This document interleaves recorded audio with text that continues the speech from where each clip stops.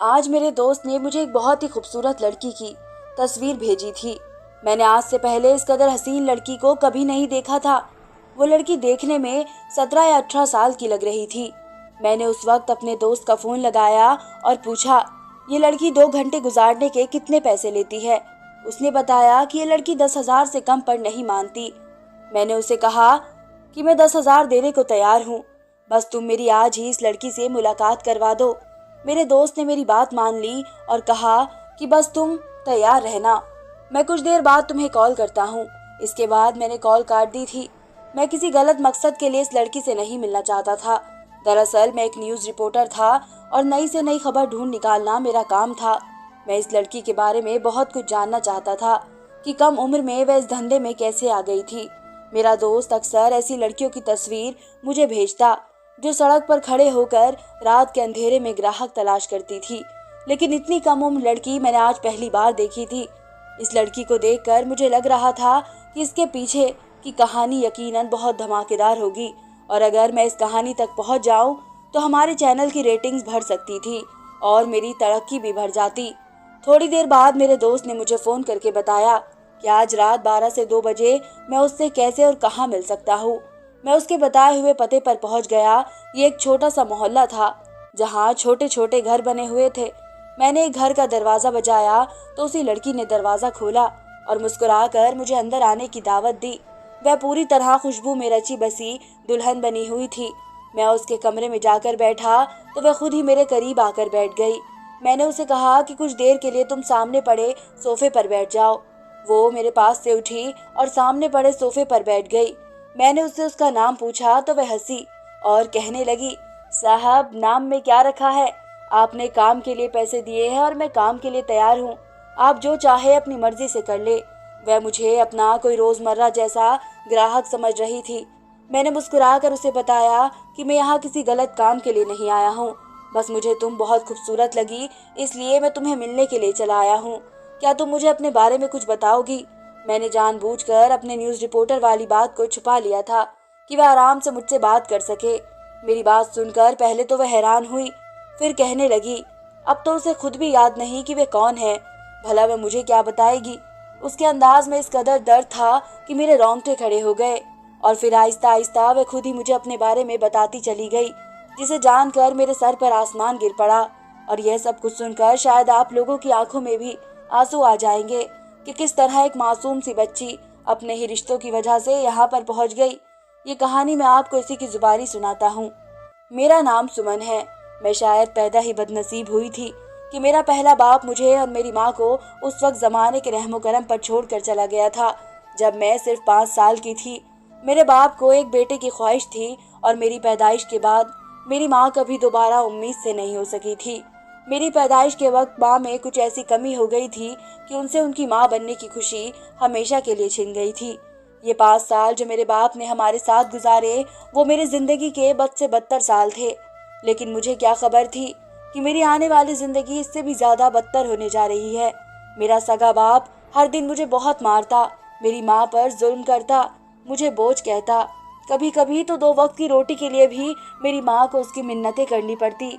जब मेरी माँ हालात से तंग आ जाती तो वो मुझे मारने लगती और कहती कि ये सब तेरी वजह से हो रहा है, अगर तेरी जगह मेरा कोई बेटा पैदा होता तो आज मैं रानियों जैसी जिंदगी गुजार रही होती।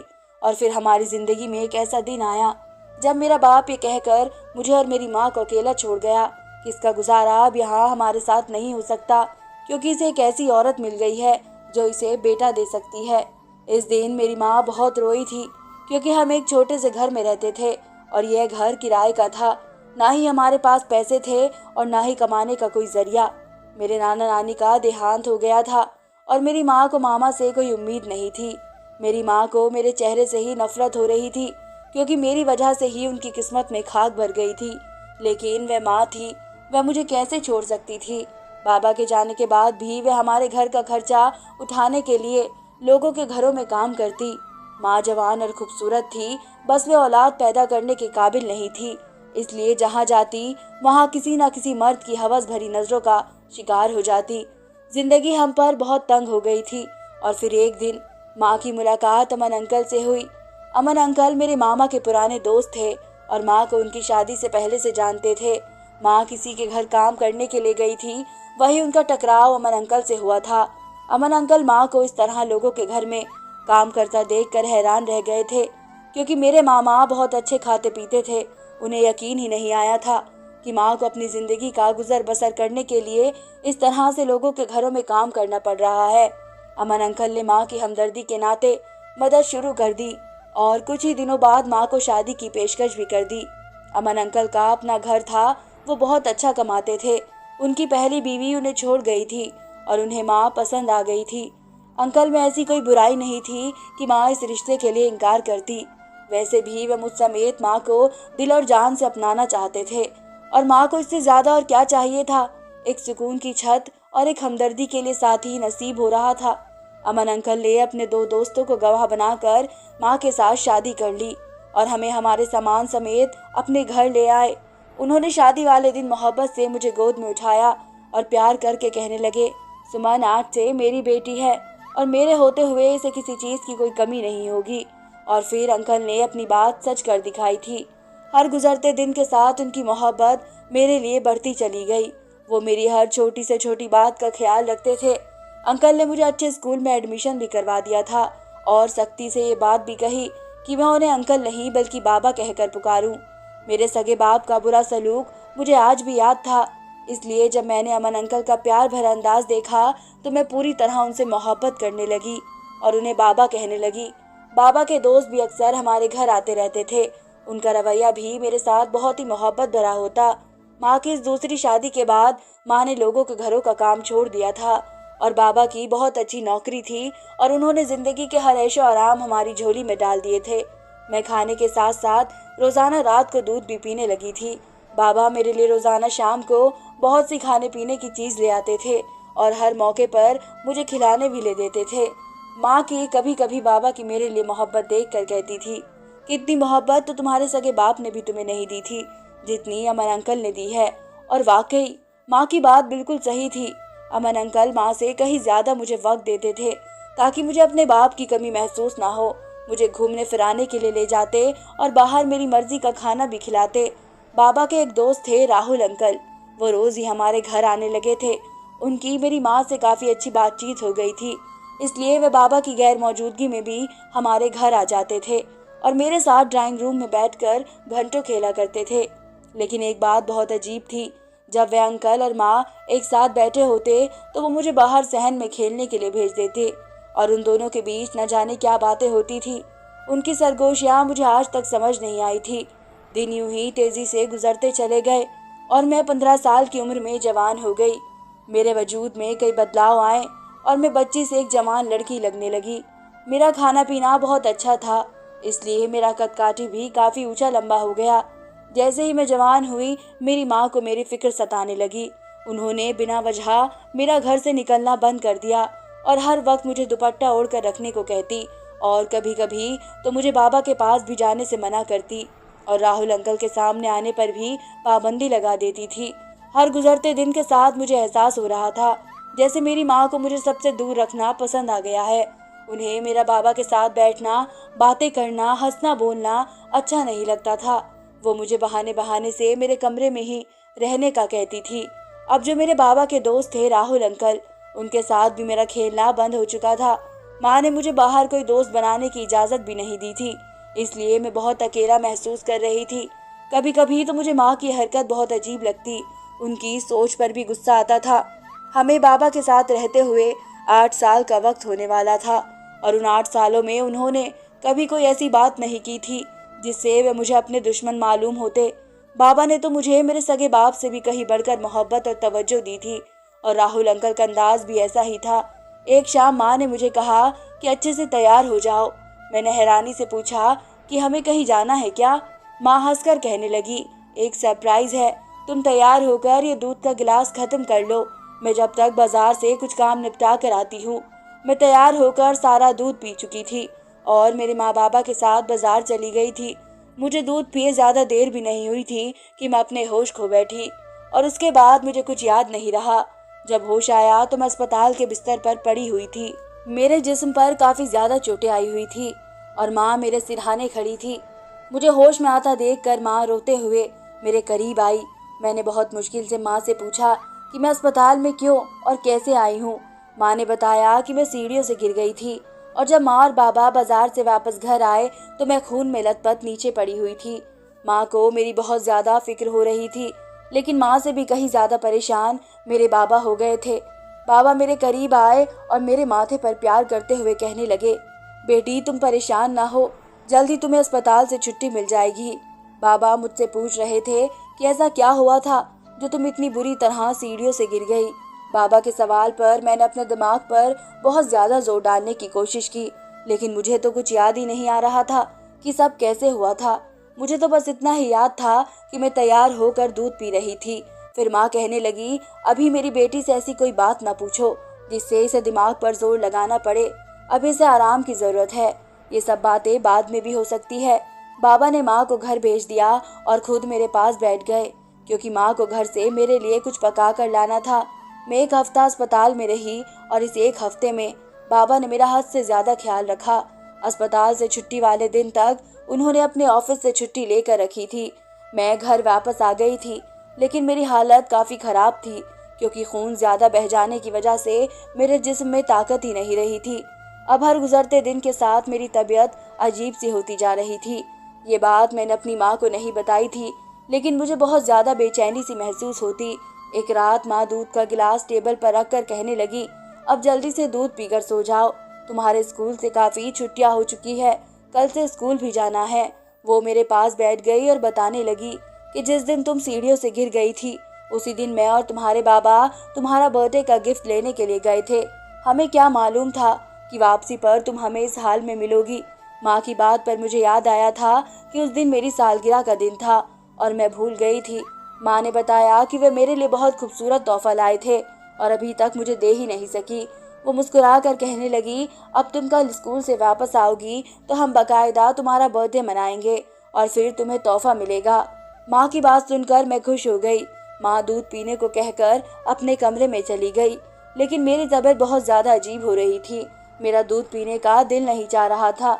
मैंने दूध का गिलास ऐसे ही छोड़ दिया और लाइट बंद करके लेट गई। ज्यादा देर नहीं गुजरी थी कि बाबा मेरे कमरे में आए, मेरे पास ही बैठ गए। मैंने जानबूझकर आंखें नहीं खोली थी। मैं अचानक से आंखें खोलकर उन्हें चौंका देना चाहती थी, लेकिन इससे पहले बाबा ने कुछ ऐसा कहा कि जिसे सुनकर मेरे होश उड़ गए। मुझे लगता था जैसे मुझ पर कयामत आ गई हो।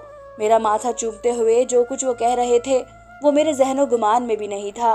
मेरी हालत ऐसी थी कि मैं चाहकर भी अपनी आंखें नहीं खोल पाई थी। बाबा बस थोड़ी देर कमरे में रुक गए थे, लेकिन इस थोड़ी ही देर में मेरी जान लबों पर आ गई थी, क्योंकि मुझ पर एक कयामत का ऐसा राज खुला था। अगली सुबह मेरी तबीयत बहुत ज्यादा खराब होने पर माँ ने मुझे स्कूल नहीं भेजा था, बल्कि मुझे डॉक्टर के पास ले गई। मैं इस कदर डरी हुई थी, मैंने माँ से कोई बात नहीं की थी। मेरा चेकअप करके डॉक्टर ने बताया कि मैं प्रेग्नेंट हूँ, और यह सुनकर माँ के होश उड़ गए। माँ को यकीन ही नहीं आया था कि डॉक्टर ये क्या कह रही है, लेकिन ये बिल्कुल सच था। माँ मेरा हाथ पकड़कर मुझे खींचते हुए अस्पताल से वापस ले आई थी। घर आकर वह मुझसे पूछ रही थी कि ये सब क्या है और ये बच्चा किसका है। अगर ये बात माँ ने मुझसे पहले पूछी होती तो शायद मैं पूरी तरह अनजान होती, लेकिन अब मैं जानती थी कि ये बच्चा किसका है, क्योंकि रात बाबा ने आकर सारी हकीकत खोल दी थी कि हादसे वाले दिन मेरे साथ क्या हुआ था। और जब सारा सच मैंने माँ को बताया तो उन्हें मेरी बात पर यकीन ही नहीं आया था। माँ ने एक जोरदार थप्पड़ मेरे मुंह पर मारा और कहने लगी, तुम्हारे बाबा ने बहुत पहले ही मुझे खबरदार कर दिया था कि तुम्हारे अंदाज कुछ बदले बदले से है, लेकिन इस वक्त मुझे लगा था कि शायद तुम्हारे बाबा को वहम हो गया है और इसलिए मैंने तुम्हें उनसे दूर कर दिया था ताकि वे तुम्हारे बारे में कोई गलत बात न सोचे। लेकिन शायद तुम्हारे बाबा ठीक ही थे कि तुम गलत रास्ते पर चल निकली हो और अब इल्जाम अपने बाप पर लगा रही हो। माँ ने मुझे कमरे में बंद कर दिया। शाम को जब बाबा ऑफिस से लौटे तो माँ ने उन्हें भी मेरे प्रेग्नेंट होने की खबर सुना दी, और जब माँ ने उन्हें बताया कि मैं इल्जाम उनके सर लगा रही हूँ तो बाबा गुस्से में सीधा मेरे कमरे में आए और मुझे बुरी तरह मारने लगे। ऐसा लग रहा था जैसे वो होश में नहीं हो। मैंने रोते हुए चीख चीख कर कहा कि कल रात मैं होश में थी और आप खुद इस बात का जिक्र कर रहे थे कि माँ को बाजार में ले जाकर छोड़ने के बाद ऑफिस का बहाना करके आप वापस घर आ गए थे। माँ ने जो दूध मुझे दिया था आपने उसमें बेहोशी की दवा मिला दी थी और मेरी बेहोशी का फायदा उठाकर आपने न सिर्फ मेरे साथ पाप किया, बल्कि आपने इस गुनाह को छुपाने के लिए मुझे सीढ़ियों से गिराकर वापस चले गए। इतने सालों तक मैंने आपसे एक बाप की तरह मोहब्बत की और आपको अपने बाप का दर्जा दिया, लेकिन मुझे क्या खबर थी कि आपकी नीयत में इतना घटियापना है। मेरी बात सुनकर बजाय इसके कि बाबा अपनी गलती को कबूल करते, उन्होंने मुझे बहुत जोर से थप्पड़ लगा दिए और माँ से कहने लगे कि तुमने कैसी चरित्रहीन बेटी पैदा की है। माँ को तो सच और झूठ समझ ही नहीं आ रहा था। शायद बाबा बहुत पहले से उनके कान में मेरे खिलाफ बातें करते आए थे, इसलिए उन्हें मुझसे कहीं ज्यादा बाबा पर भरोसा था। और इतने सालों में बाबा ने कभी कोई ऐसी हरकत नहीं की थी कि माँ को उन पर शक होता। इसलिए माँ को यही लगा कि शायद मैं किसी और का गुनाह बाबा के सर डाल रही हूँ। बाबा ने साफ साफ लफ्जों में माँ से कह दिया था कि अब वे और मुझे अपनी बेटी बनकर इस घर में नहीं रख सकते। माँ ने बाबा की मिन्नतें की वह मुझे घर से ना निकाले, मगर बाबा खामोश होकर अपने कमरे में चले गए। माँ ने मेरा बच्चा जाया करवा दिया, लेकिन उन्होंने मुझसे बात करनी छोड़ दी थी। उन्हें लग रहा था कि उनकी पहली शादी की तरह उनकी दूसरी शादी भी मेरी वजह से खत्म हो जाएगी। जब जब बाबा को मौका मिलता वो मेरे कमरे में चले आते और मेरे साथ पाप करते, और मजबूरन मुझे सहना पड़ता क्योंकि मेरी बात सुनने और यकीन करने वाला कोई नहीं था। और फिर एक दिन अपने हालात से तंग आकर मैंने खुद ही अपने सौतेले बाप का घर छोड़ दिया। मेरी इज्जत तो लूट ही चुकी थी, अब खोने को मेरे पास कुछ नहीं बचा था। मैं अपनी माँ के साथ नहीं रहना चाहती थी, वो इसलिए कि मेरी माँ को मुझ पर रत्ती भर भी भरोसा नहीं था, और ऐसी बात का मुझे सबसे ज्यादा दुख था। मैं कुछ पैसे लेकर घर से निकली और एक हॉस्टल में रहने लगी और वहाँ रहते हुए नौकरी ढूंढने लगी। लेकिन मैं जहाँ भी नौकरी करने जाती मेरी कम्र और जवानी मेरे लिए मुसीबत बन जाती। और फिर एक दिन हॉस्टल की एक लड़की ने मुझे एक काम बता दिया। इसमें पैसे भी बहुत थे और काम भी वही करना था जो दूसरी नौकरी में करना पड़ रहा था। लोग मुझ जैसी कम पढ़ी लिखी को नौकरी पर रख तो लेते थे, मगर उनका असली मकसद कुछ और ही होता था, और यहाँ सीधे पैसे देकर इज्जत खरीदी जाती थी। मैंने अपनी मर्जी से ये रास्ता चुन लिया था। जब इज्जत उतरती ही थी तो फिर ठीक तरह से पैसे लेकर ही उतारी जाती। कुछ घंटे के लिए 10,000 में मैं अपना वक्त बेचती रही और उन पैसों से अपना गुजारा करती रही। कुछ लोग इस कदर तकलीफ पहुंचाते कि मैं बयां नहीं कर सकती, लेकिन ये तकलीफ इस तकलीफ से बहुत कम है जो मेरे सौतेले बाप ने मुझे पहुंचाई थी। सुमन की बात पूरी हो गई थी और उसकी आंखों से लगातार आंसू बह रहे थे, और मैं खामोशी से उन आंसुओं में छुपी तकलीफ को महसूस कर रहा था। मैं एक छोटा सा रिकॉर्डर लेकर उसके कमरे में गया था और उसकी सारी बातें रिकॉर्ड हो चुकी थी, लेकिन इसकी हकीकत जानने के बाद मुझ में इतनी हिम्मत नहीं थी कि मैं भी इसके साथ धोखा करता। मैंने सुमन को सच बता दिया कि मैं एक न्यूज़ रिपोर्टर हूँ और अपने लिए न्यूज़ हासिल करने यहाँ तक आया था। अब अगर वह चाहे तो मुझे ये खबर लोगों तक पहुँचाने दे, और अगर ना चाहे तो मना कर दे। मैं दोनों हालातों में उसका कहना मानूंगा। वो रोते हुए मुझसे पूछने लगी कि आपको ये खबर चलाकर क्या हासिल हो जाएगा। मैंने उम्मीद भरे अंदाज में कहा कि शायद हो सकता है कि कोई इंसान दरिंदा बनने से बच जाए, या कोई मजलूम लड़की जो दरिंदगी का शिकार हो रही हो उसे कुछ मदद हासिल हो जाए। सुमन ने अपनी रजामंदी से मुझे ये खबर लोगों तक पहुंचाने की इजाजत दे दी, ताकि फिर किसी और लड़की को ऐसे किसी सौतेले बाप के हाथों बर्बादी का सामना न करना पड़े। मेरी सब सुनने वालों से यही गुजारिश है कि अपने आसपास के हालात से चौकन्ने रहे। कोई भी औरत अपनी मर्जी से गुनाहों के दलदल में नहीं धंसती, बल्कि उसके हालात उसे उस जगह पर पहुंचा देते हैं। सुमन जैसी कई लड़कियां जिस मकाम पर खड़ी है, लेकिन उनके पीछे हाथ हमारे ही दुनिया वालों के मर्दों का है। मैंने सुमन से वादा किया था कि अगर वह इस काम से दूर जाना चाहती है तो मैं एक भाई बनकर उसकी शादी किसी अच्छे और शरीफ इंसान से कर दूंगा और इसका भाई बनकर इसका ख्याल रखूंगा। सुमन ने मेरी बात मानकर इस काम से तौबा कर ली थी और मैंने अपने वादे के मुताबिक उसकी शादी अपने कजिन से करवा दी थी। शादी से पहले मैंने अपने कजिन को सुमन की सारी हकीकत बता दी थी। वो उसके अतीत से कोई लेना देना नहीं चाहता था। उसने दिल से सुमन को स्वीकार कर लिया था और आज वे दोनों बहुत खुश है। आखिर में मैं आप लोगों से यही पूछूंगी कि उस न्यूज़ रिपोर्टर ने सुमन के साथ ठीक किया या उस जैसी लड़की को उसके हाल पर छोड़ देता। कमेंट सेक्शन में ज़रूर बताइएगा। धन्यवाद दोस्तों।